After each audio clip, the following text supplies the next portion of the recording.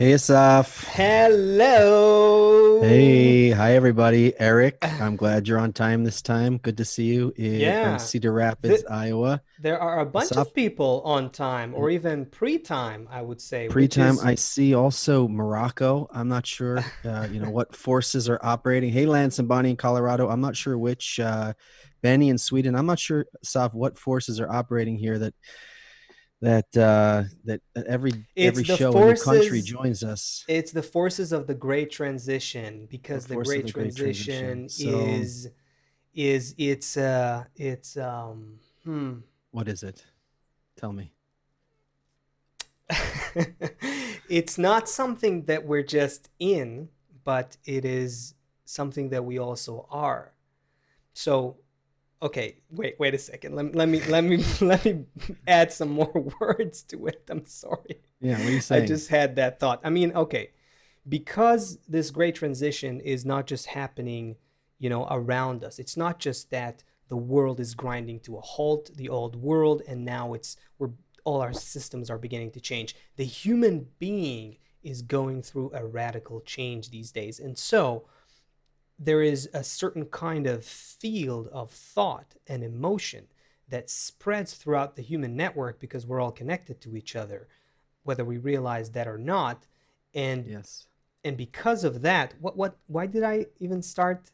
I'm not Uh, sure. no, but Oh, we said because there's this phenomenon where we have every show yeah. So this is what. somehow there's a guest from another country. There Today you we have go. Morocco. There So we go. it's because that spirit of the great transition, I think, is awakening in the whole network, and the people that are with us now from typically all over the world, literally from all over the world. Uh, uh, Typically, almost every show we see that is, I think, a representation, an outcome of this global kind of awakening that is happening.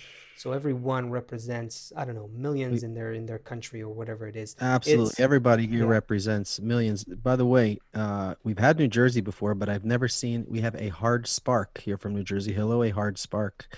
So not only we have new countries, but we Yeah, also tell have us we have where you're some from if you're new Nairobi. here, in case you're new Unbelievable. here. So everyone, And hi. even if you're I'm not Seth. new, yeah. Okay. Even if you're not new, tell us. So my name is Seth. I'm in New Jersey. This is my brother, my friend, my brother from another mother, my friend, um, Asaf in Israel. And we are, if you don't know, we are looking at the world. We started this show when the quarantine began. Uh, to speak about what's going on in the world through the lens of the wisdom of Kabbalah. We are students of the wisdom of Kabbalah, each for probably 30 years when you combine or more between us. We study with our teacher, with a world group of students every day. And then what we bring here is not, I mean, and we have courses and free courses and everything and books and everything you need, resources for to engage in the wisdom of Kabbalah. But what's going on here is we're taking all that at the end of the day when you peel away all of the language, when you peel away all of the terminology, what does it come down to? That all of humanity is one system, that everything, that all of life is moving towards one goal, which is our unity. We see how nature organizes more and more complex systems. We are at the we physically developed, so from rocks through vegetation through animals to the speaking, we've reached the end of the material development, and from here the next part of our development is in the heart and the mind, uh, spiritually. But we try as much as possible in the show to talk about things that are in our perception. So we're not going to talk about mysticism or blind faith or any kind of beliefs, but all things that are, as if in our hands. Of course, the true reality is beyond time, space, and motion, and we can go very deep into all of that. But what we want to do is perceive what is in front of us in this world and what we can learn from it and where we're going. Um, we got a lot of questions. Last Thursday was an incredible show with Ronen Avigdor from Israel, an economist, a Uh, finance guy. We talked Seth just made an utmost effort to to pronounce say his name the with the the right, name with the right Israeli accent. right. That's Ronen appreciated. Like Avigdor respect, was with us. respect. Thank you. Um, Yeah, Yeah, so he we is had a a lot. financial expert, and it was the we talked about the economy and a lot of the we had a lot of questions. Incredible show. So we had so many questions, we couldn't get to them all, and everybody doesn't see. But behind the scenes here, we have Bright, and he has a sidekick today. Denise is with us as well, and they are collecting all the questions. They're there to help you in the chats if you need to reach us about something or any questions about the show or questions about a guest or questions about a course or anything. They are in those chats there. So it's very important to, Bright always reminds us again and again how important it is to get to all these questions, to acknowledge all these places. I see now another friend just joined us from Bulgaria and from Turkey as well. So we are creating this network together. So Asaf, what I wanted to do, if it's okay with you, if I have your permission, there was a few questions from the end of last show that we didn't get to. Maybe we can, before we bring our guest in today, our very special, exciting guest today.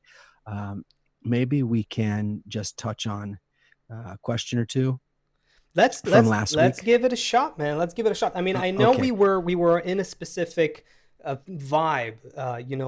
We were in a talking about a specific thing. So we'll see how that these questions play out right now. But let's give it a shot. Okay. So In the again, everyone, meantime, welcome. I Let us know see. where you're. Yeah, yeah. I Yeah. was just about to say welcome to everyone. I'm seeing a bunch of places, bunch of people from different places. Great to see all of you, guys and gals.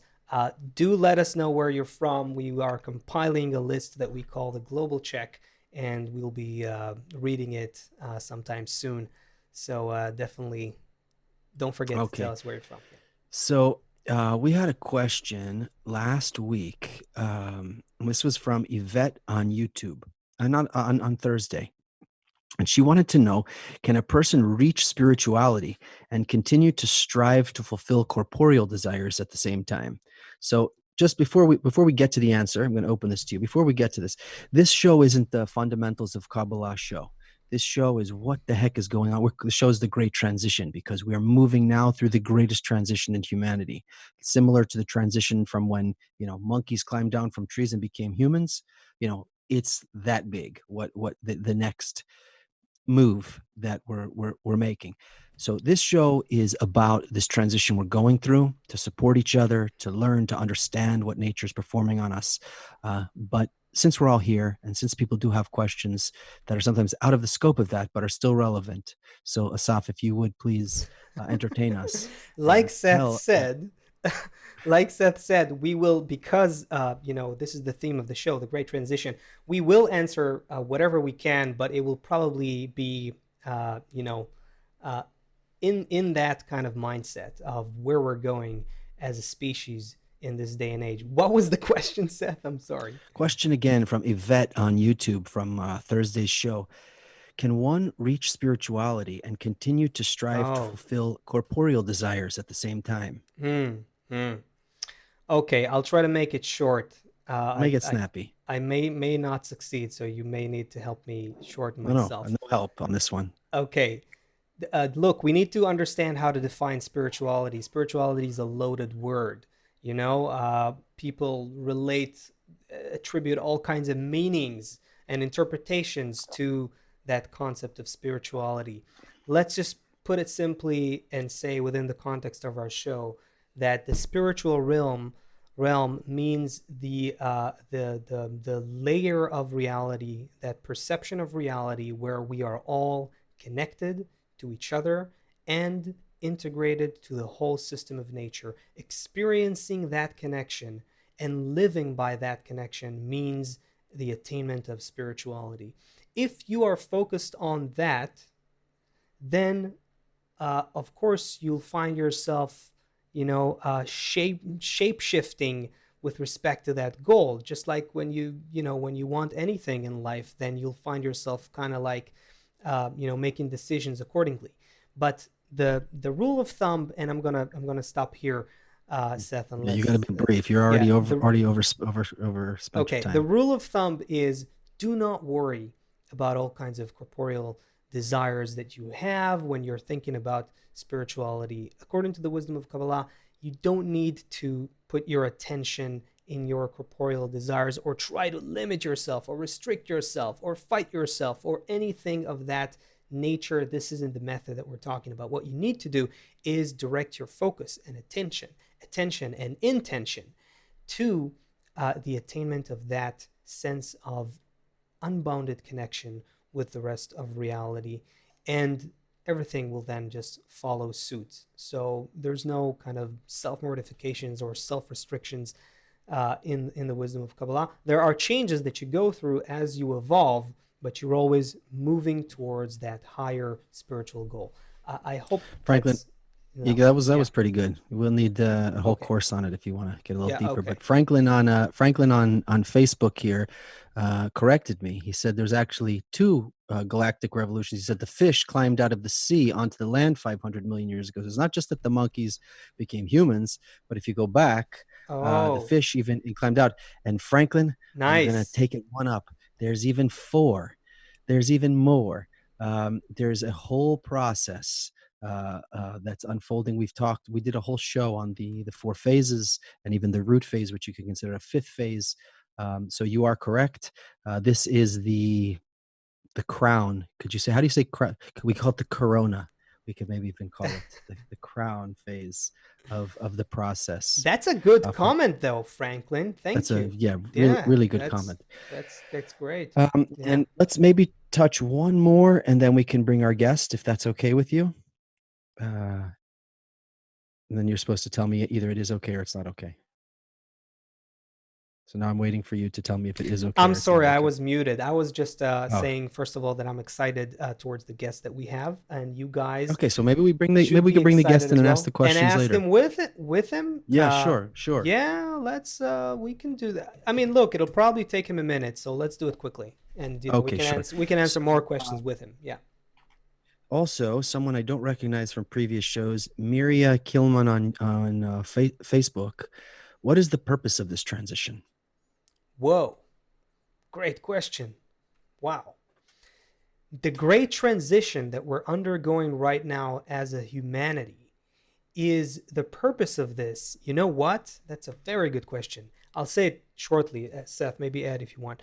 Um, it's Our life today is not even close to the kind of amazing life we can have on this planet.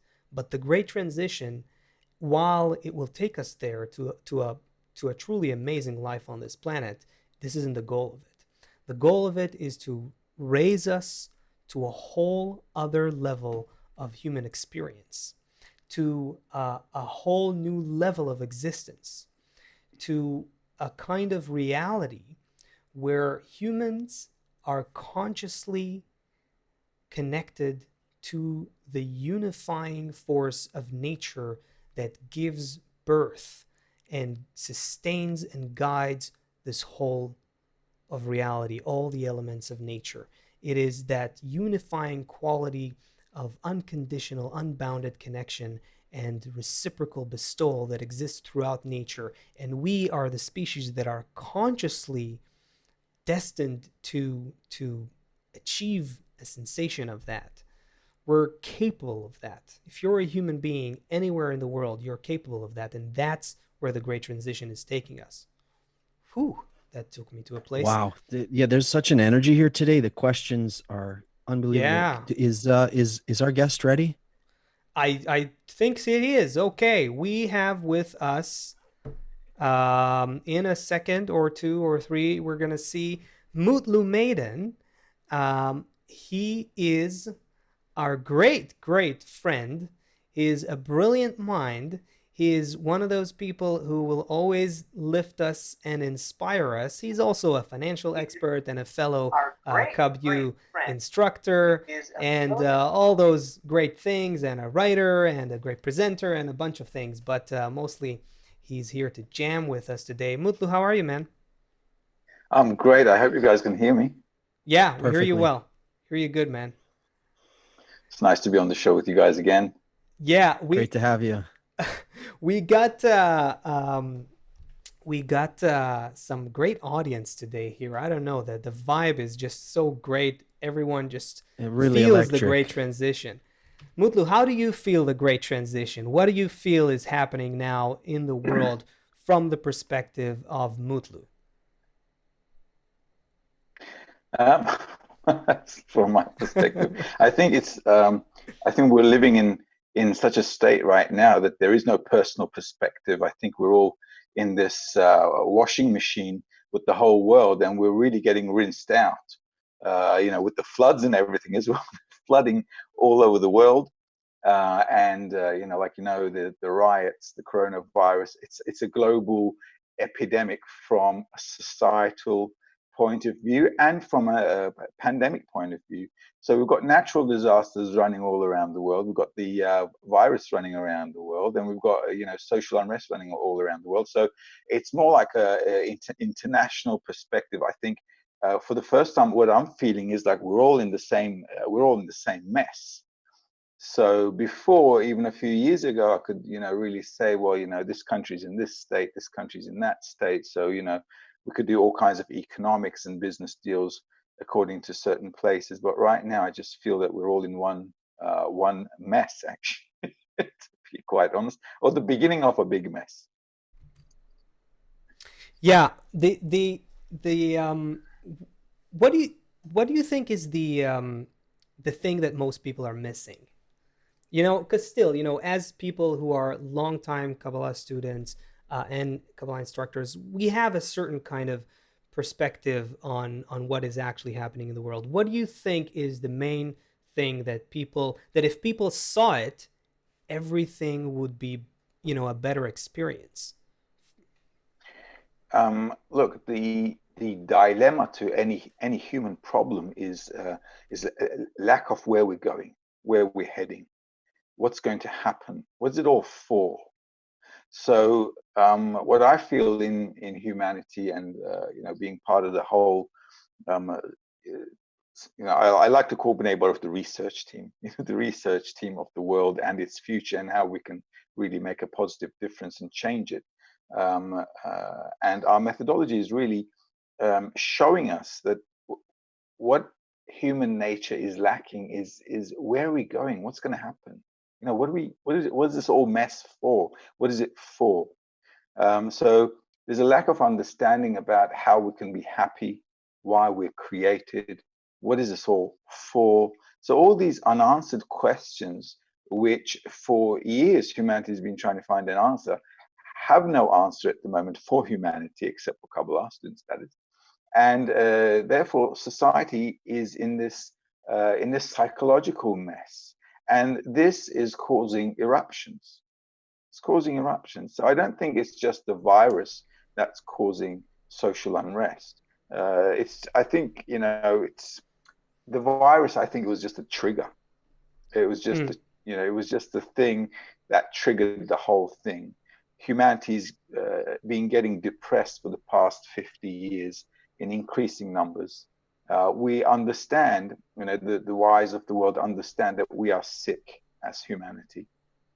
And our latest solution to our sickness was to make marijuana legal before the virus came out, and Right. that's how bad our situation was. Let's make drugs legal because we don't know how to get out of this psychological mess we're in.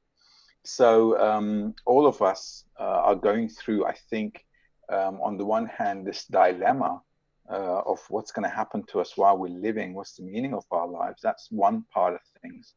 And the second part of thing is, I think this is causing all these questions and all these dramas that humanity is going through is causing actually an inner change. We're going through a paradigm shift as humanity. So all of these things are like coming together. I mean, the way I see it, all these dramas are coming together to direct us to this paradigm shift, and it's doing it under, subconsciously. We're developing subconsciously under the surface. What you see under the iceberg, what you see, the Mm. iceberg under the water is always greater than what's on the top. Right. So humanity's going through this makeover, and it's doing it subconsciously. And this development is just, I think, is a push forward for humanity. So So so while it's yeah. we okay, so I'm sold. I agree with you. Okay. Um, but it seems so chaotic and so painful and so confusing. For example, you're a finance guy, so I could bring up 10 examples, but I'll bring up an example. Okay, so um, you know, the economy had to be closed, like whatever reason from above, I don't know what, for some political reason, whatever. The economy is closed, and all the mom and pop stores are closed, but the stock market is going up, up, up. So I'm confused. There's so much confusion.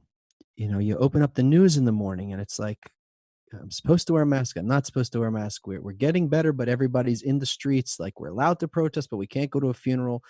There's so much confusion. Maybe we just, at least, maybe through the lens of something very much, like the financial system, maybe you can just use that as an example to try and to open up this confusion.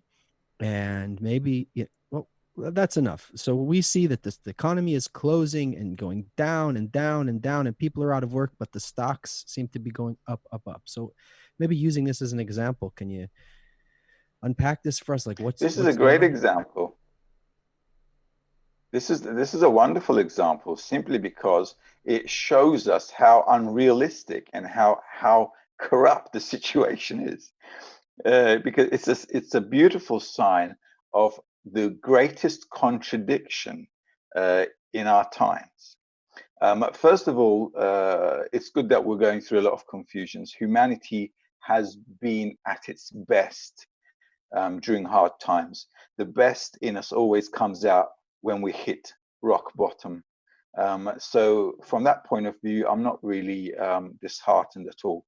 From the economic side of view, the uptrend in the stocks is only for, I think until even next week. Look, take my word for it, make a note.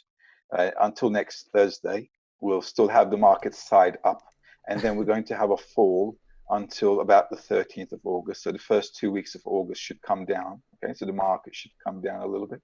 It should be lower than this week. They won't just crush it in one day or two, because there's obviously interest in that. So what will happen towards we enter autumn is we'll see the stock market sliding further down, down, down, and down. Okay, and 2021 will get even worse.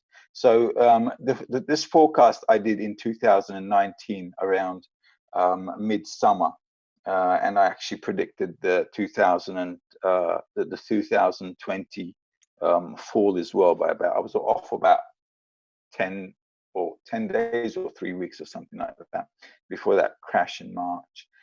So this is going to carry on something like this. So we had a big fall, okay, and now they're trying to put Humpty Dumpty back together again. But all the king's men and all the king's horses, they're not going to put that back together again. Okay?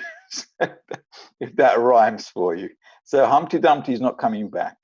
Okay, so it's cracked, it's broken, and these are the last patches they're trying to do, because right now printing all the money won't help either, because we're going through a global debt crisis. And when debts start defaulting, we'll head into hyperinflation zone. So, okay, And so yeah, yeah, and yeah. many So, countries are already in that zone. So it's not like it hasn't started. But the stronger economies get hit hard, but they get hit last. you have, Yeah. in the United States, as an example, you have like $1.5 trillion in student debt.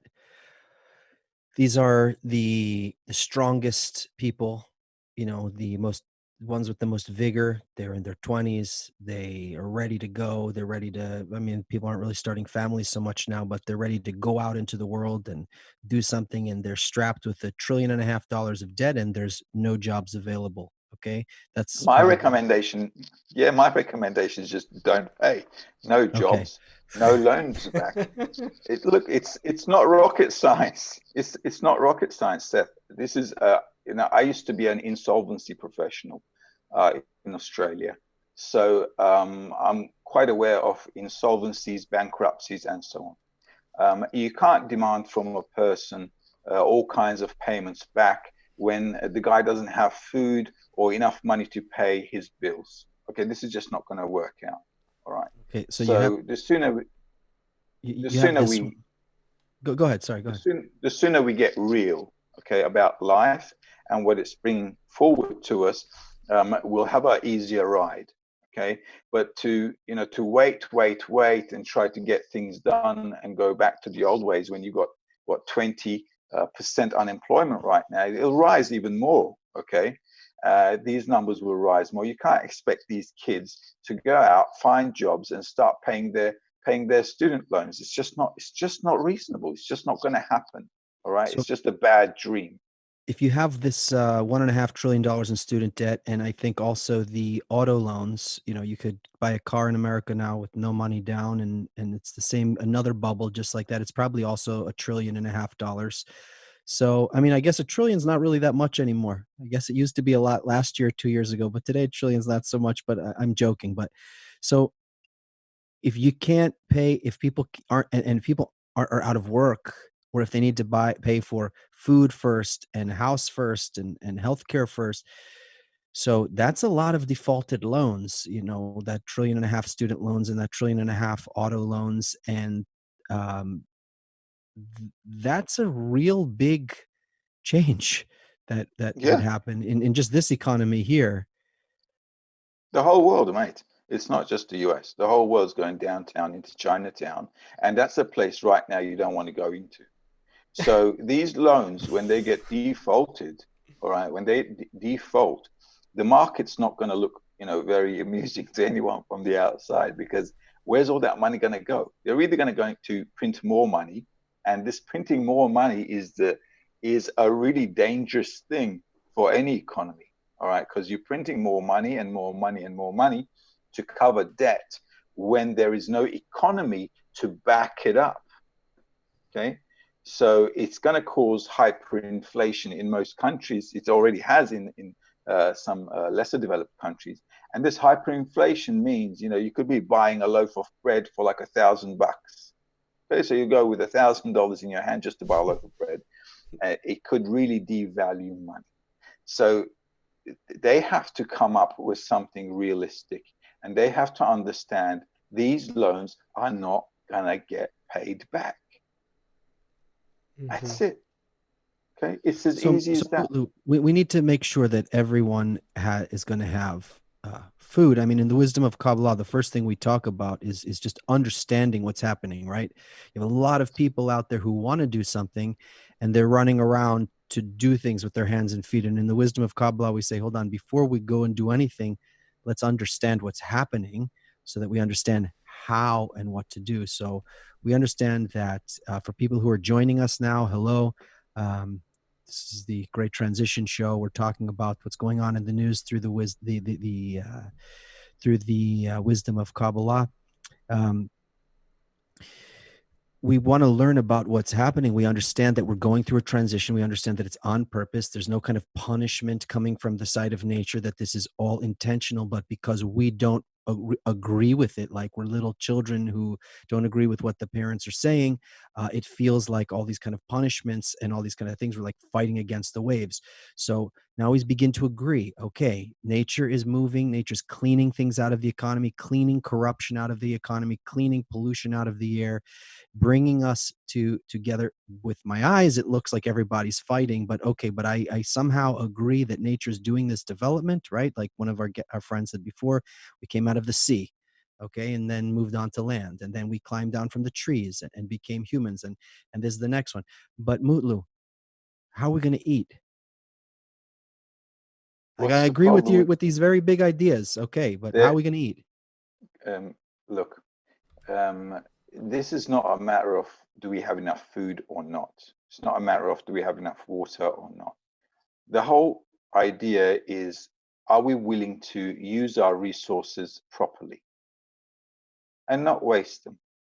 The world has enough technology and enough land and enough resources to feed much more than the population. Our problem is our problem is greed. Okay, one man's greed is enough to cut off the whole world.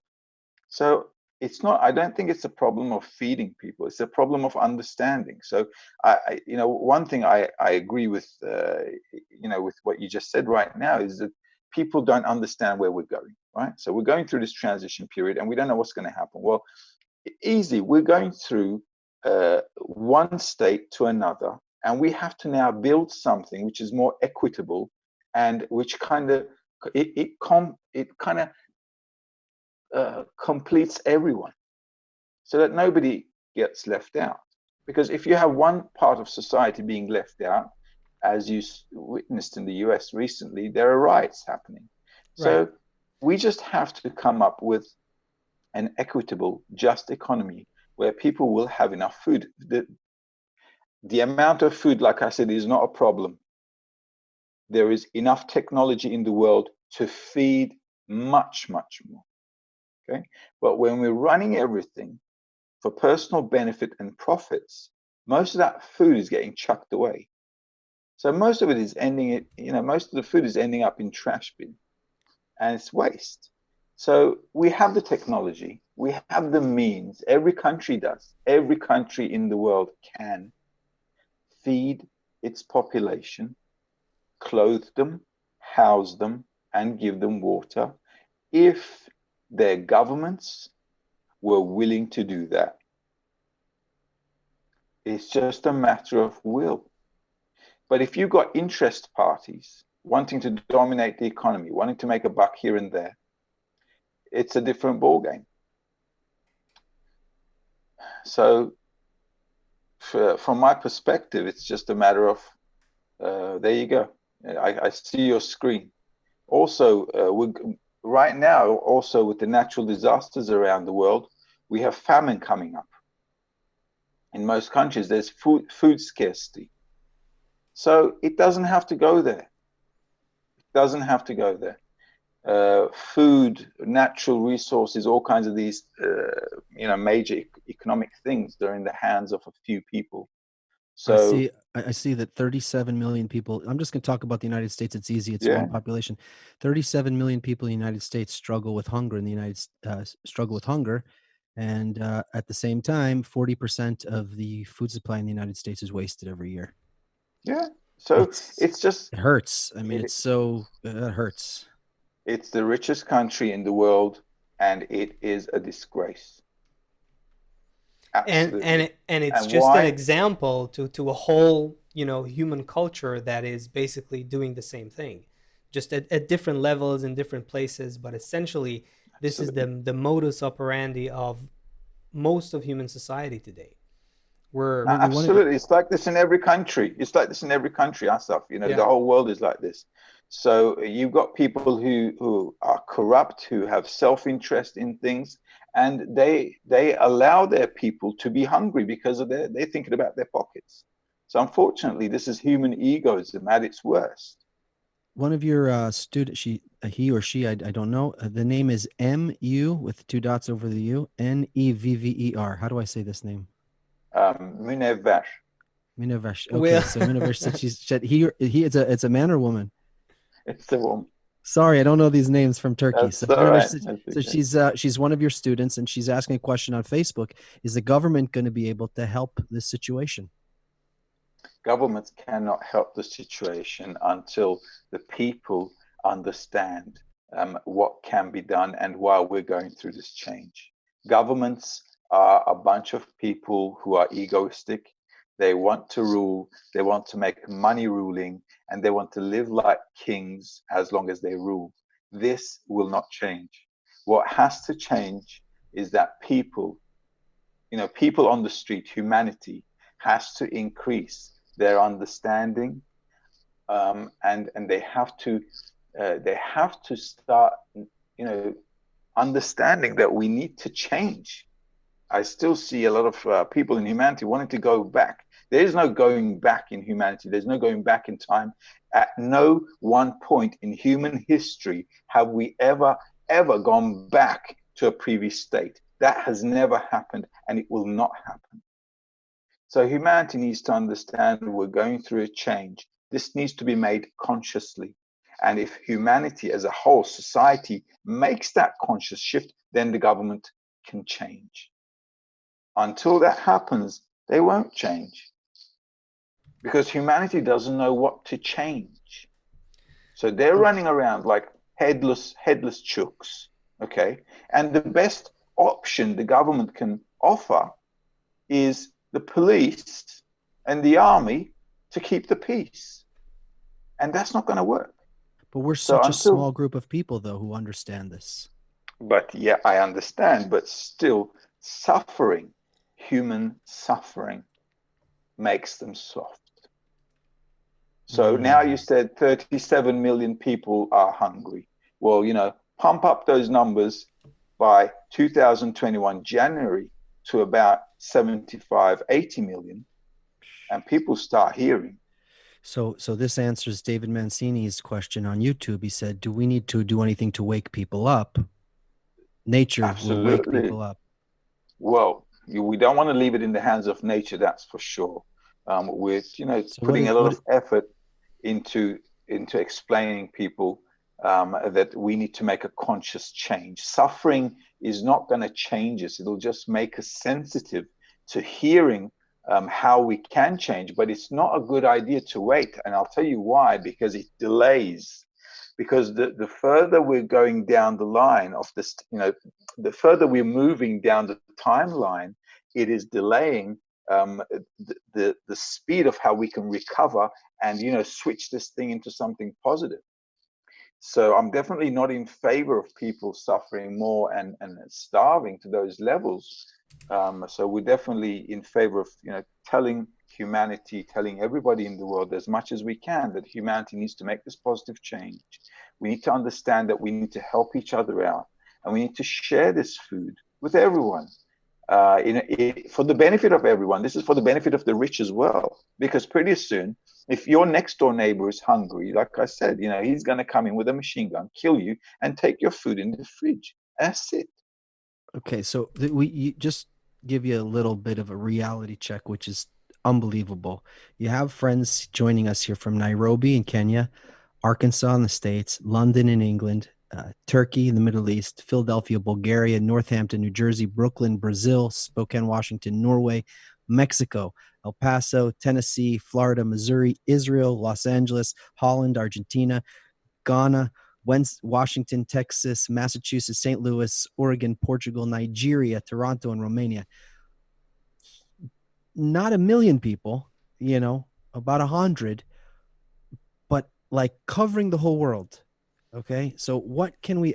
Angel Gallagher is from Facebook saying, "How do we get there then?" This Yeah, is a powerful group of people here. Paris and powerful. France is also here. What can we do now I would say, about? guys, let's maybe even bring in another angle here, taking Angel's question. How do we get there? Right? We've talked about Mutlu. You've mentioned that there's more than meets the eye to what's happening right now. Right? The tip of the iceberg. We're seeing these whatever changes in economics, these ominous trends like famine that are fast approaching. The second wave of COVID is now hitting us. People are hitting the streets in so many places.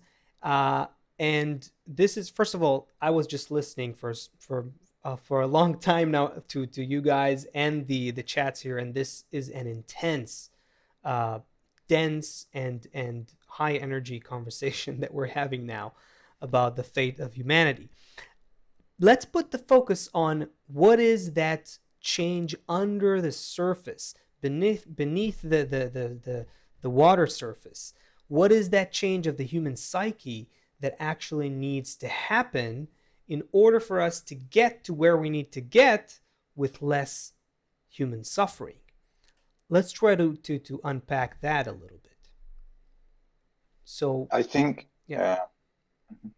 what we're seeing in human society right now is that the old is gone. It's over. Okay, that the old way of life, it's over. It's gone. This has to be. This is the beginning of a new phase for humanity, and we're just going through these birth pains. So we can go through this birth pain, comfortably if we prepare for it. When sometimes women prepare for birth really well with these courses and everything. And my wife took one, so we had a really thank God we had a really easy birth. Okay, so it's like done. Or we can go through this painstaking dilemma like an inexperienced person who had no preparation for it. So this is why I mentioned to Seth a minute ago, the further we go down the timeline, that birth is going to be more painful. Now, we have all of these global events that are happening at the same time as an advantage for us. So you mentioned that, you know, we're about 100 people here from all around the world. It doesn't matter, because nature is doing what it's supposed to be doing, and it's squeezing us from all sides: economy, society, natural disasters, threat of war, or everybody's just going crazy. Okay, so this is a perfect time for everyone around you to listen to just one thing, that all of us in society, in the world, we're all going through the same thing. You know, even the things you just showed on your screen right now, it just shows how everybody is going through It's the amazing. same thing. It's Germany, it's Australia, it's Even South Putin's Korea, There, Russia, there's also even Putin's Belarus, Scotland, Russia. there's Israel, there's, yeah, bunch of different Montreal, places. yeah, Yeah. all over the world, France, yeah. So you can see life is doing half the job, and it's telling us, you guys do the other half. So this is our half a cent of effort that we need to put in. And the world is working so great right now. It's because this is happening everywhere around the world. All of us are justified in saying what we're saying we're all going through the same stuff. All of us need to make a conscious change. And this change needs to start by sharing and cutting down on greed and being more mutually responsible, so that we can have a good future. Because So, pretty soon, half the world is on the street. Pretty soon, the other half will be out there as well. so really, it comes down to, we need to just get ourselves, our desires, our minds, and our hearts adjusted to not going back to where we were, but wanting that new future where we all care for each other, where we share the responsibility so that we can all have a well-being. Because if we're continuing on the same in the same direction, we know where it leads. So it really is only about Absolutely. just this constant conscious, new desire that do you think it is awakening? Do you think it already is awakening? I mean, we see things happening. We see people out on the streets, but they're let's talk about that for a second. A lot of people are on the streets right now. They're protesting. A lot of them are young people all over the world. There's a lot of the young population. What do you think is going through their minds, their hearts, their understanding, their knowledge? Do you think people are even aware of the driving forces that are driving them to the streets? In many cases, it seems like typically people are, rioting or protesting against the government, their governments, in wherever they are. What do you think that is going through people's minds, and what do you think is missing? What should be the address, and what should be the complaint? Look, with young people, it's a bit of a drama. I'll tell you why. Because for the young, all these protests is always an adventure. You know, we're young and rebellious. So for most of the young generation, I don't think there's a meaning behind the whole thing. But it's also good for them to go out and riot, because at least it's a sign for them to say, like, we don't want to end up like our parents. I think the most Okay. dramatic, um, the most dramatic class that's really having a hard time are probably the ones who entered their careers, who are in their mid ages or slightly above mid ages, who haven't retired yet, and they're thinking, well, what's going to happen now? So the young ones are always a bit more, I don't know, for them it's always a more like a party kind of thing, but for the mid-age group, it's a real worry. And the thing that's lacking here is obviously direction and understanding, because they don't understand what's going on. All of a sudden, because of virus, they don't know whether to blame China for it. They don't know whether to, I don't know, everybody's testosterone is hitting the limits right now with their if you look at the world with all the military and everything that's happening. And on the other hand, natural disasters are suppressing everybody's testosterone. It's this real amazing balance you can see in the whole world. On the one hand, there's a lot of military aggression. On the other hand, society, the coronavirus, natural disasters are really suppressing it. So there's lack of vision, there's lack of understanding of where we're going. So everybody's out there on the streets for some kind of problem where they feel they're unhappy with. But I don't think it's an accumulation of a common unhappiness at this moment. There's a common there's a common confusion, and it lacks clarity. So everybody's out there on the street, throwing away their stresses, but there's no direction, there's no understanding as to the cause of things. So this is our major problem. If we had some direction, people would be willing to listen, understand, make some kind of plan, make some kind of sense out of it. And the biggest problem is as well, the leaders don't have the slightest clue. Right. And this is the real sick thing, because the people at the end of the day, they're like sheep. They need someone to look up to, and they look at the government, and the government has no clue about what's going on or what they're going to do about things, except trying to go back into the past. It's like a kid's story. Imagine telling your children, "Oh, we're going to go back in time." I mean, how stupid is that? That is just nuts.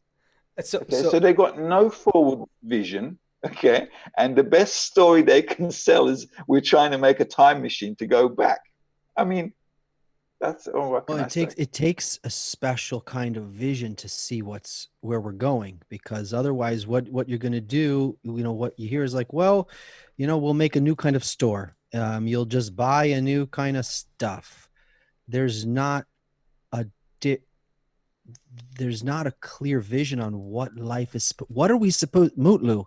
If I'm not sitting in traffic twice a day, and I'm not stressed out that I can't pay my bills, and if I'm overworked and I'm getting overweight and stressed with a headache 4 times a week, if I'm not doing that, what am I supposed to do with my life? Listen, do what you always wanted to do. Go to the beach, have a bloody break. Okay. You're giving humanity a permission to actually take a breath and listen. For years, we've been grinded in capitalism, and we've been complaining about it, working 9 till 9, or more like 8:30 to 9:30 in the evening, from morning till evening, doing overtime, all kinds of stressful things, kids, family, healthcare, traffic, this and that. We've been complaining about our lives for years. And now nature has given us a break. Nature is telling us what we couldn't bring ourselves to do. We couldn't bring ourselves to think, to plan ahead, to change our life the way we wanted to live it. We didn't have the courage to do it. So nature said, you guys have no balls. Well, I'll get you there. All right. So this is how life is happening. It's a push from behind. So if you look at your life, well, what do you have to go back to? What do you miss? 3 hours in traffic, stress from your boss, your clients? You're going to die of cancer or a heart attack on your table at work? Your kids are going nuts on drugs? What do you got to go back to? There's nothing to go back to. Okay. Everyone agrees. Everyone is in 100% agree with you. 100% agreement. Okay, so there is an opportunity. There's an opportunity now. We have a window of opportunity now to do something good, to change something for the better. Instead of kicking each other and getting on top of each other, trying to make a living, let's help each other out. Have a calm life. Have a better life. And let's look after each other, because if everybody looks after each other, nobody's going to lack anything. And then I don't have to worry about going to the office and think about getting backstabbed by my colleagues. All right?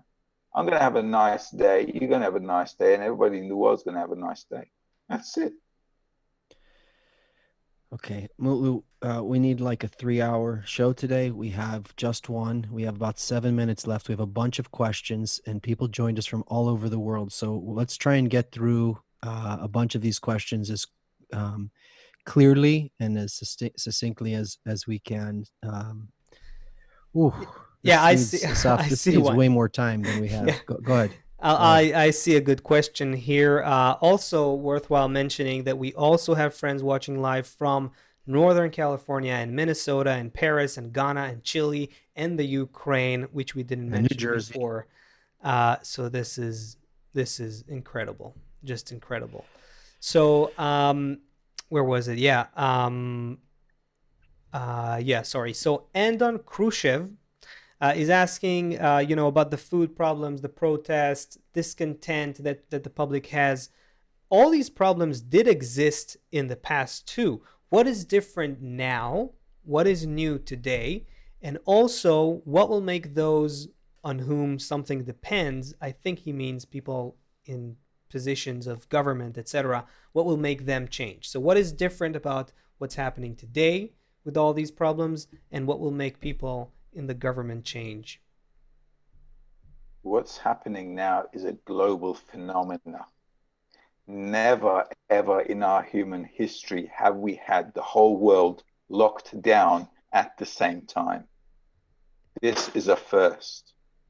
Okay, we had viruses in some country or in some continent or some economic problem with a country or a continent, but the whole world is in the same state. When will the leaders understand? When the protesters will come and kill them. That's when they get the message. Revolution is because, listen, guys, when people go out onto the streets because they're hungry, they won't be calm protesters. They'll be nuts. So, It'll be a whole different ball game. but wait, Okay. just to Yeah. complete Okay. the picture here. So it's either violence and hunger and more the frustration and violence ultimately, or a change of consciousness. Well, Because that before you have to change your consciousness, we just said it earlier. We've got more food than we need here. We just need to, just stop being so greedy and begin to have a different attitude. Okay, change of consciousness. Okay, we I, have 5 minutes. That was a heavy one. okay. Murphy on YouTube saying that before World War II, the German mark became useless because more and more was printed. The currency had nothing to back it up. Okay, if that same thing's going to happen with the dollar. It'll happen all over the world, guys. We're all on the same boat. Nobody should think that a part of the world is going to fall and we're going to stand up. It just doesn't work that way. We're all tied up. America had the 2008, 2009 crises. The whole world felt it. That's it. One bank, and that was with one bank. Right. Okay, that's it. Lehman Brothers fell, and everybody had their hearts squeezed. Your student from, I guess, how did you say the name again? Minerva. Yes, is asking on Facebook. This is really important. The governments need to know about it, but they're so into fighting wars. How can they know about it? How can they learn what they need to do? I mean, you said they'll know when they come pounding down their doors with guns. Is that the only way? Look, when we look at the governments at the moment, you look in any country right now, okay? They're not seeing that the world is going through this change. They're looking at this, coronavirus like some kind of, tick along the way. All right, we'll just get over it, get back into capitalism, and start moving forward as usual. They don't Right. understand. So there's only, there's only, if they don't understand, they keep wanting to go back to the same thing. There's only one thing that can possibly happen. That's the increasing number of people who are discontent. And when that increases, it tips the balance to the other side. It'll just start getting nasty. So Slightly slanted sleuth is asking on YouTube, will the coronavirus make more people enlightened? It is one thing is for sure, the coronavirus is making an inner change in everyone. We can see there's an attitude change among people. This is for sure. And it's like I said before, we're going through this subconscious change as humanity. So this subconscious change is also a force that's pushing us out on the streets because it's disturbing us. We're shifting, we're changing, and humanity will come to a paradigm change. It will come to a shift because life is pushing us to that. This, I'm thinking, probably will happen by January 2021. But humanity will come to this understanding. We cannot go on like this. All right, you guys, we have probably time for a last question here, and I think it's probably the perfect last question we can ask for. Anthony from Facebook is asking this: how do we support each other in the new times that we're living in? Let's try to answer this one together.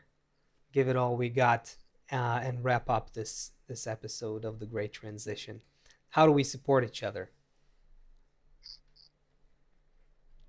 Go ahead, guys. Well, I think all of us are studying, so definitely have to push forward in our studying. But the responsibility that we have as students of the wisdom of Kabbalah is to help the whole of humanity.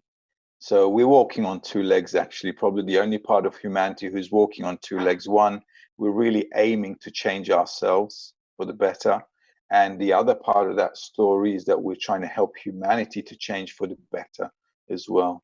So I can honestly say we're probably the only group of people who are walking on two legs right now. Everybody else is pretty much crawling. But yeah, we need to do that with much love and support for each other and for humanity, so it can be a good example. Saf, we hit the top of the hour. Mutlu, that was an incredible show. It felt like I don't know, we danced like a real dance for like the whole hour. I'm like sweating. Please be back with us again soon. A lot I'd to love cover. to. Yeah, thank you very much. We have a lot to cover. Thank you, everyone, for being here. Incredible show. We will be together according to what, in line with what Mutlu just answered there. This is how we do it. We continue, just like when you turn on the news or open up your phone in the morning and you start filling yourself with a worldview. This is where we come to fill ourselves with a new worldview, to have a future, to understand and be able to see what this good, bright future is for all of us so that we know what we're moving towards. We're not going back. We're going forward. We're going to do it together. Thank you all for being here. Thanks, guys. Thank you, everyone. All the best. We will see you next time on Sunday. What, right? What is that? What Thursday. day is Thursday? Sorry, today's Sunday. Yeah. Next time we'll be here Thursday, 2 p.m. Eastern. And until then, Anthony and everyone else, we will continue to support each other just by continuing to be in this vision of the new world that we are inevitably going into. So might as well just, go there happily, joyfully, because we're going there together. We're going to be a connected humanity, connected with nature. It's going to be a whole new game. And we'll do it as one. Let's listen to this song from our theme song from our dear friend Tash from the UK. Let's sing together. Enter the Great Transition.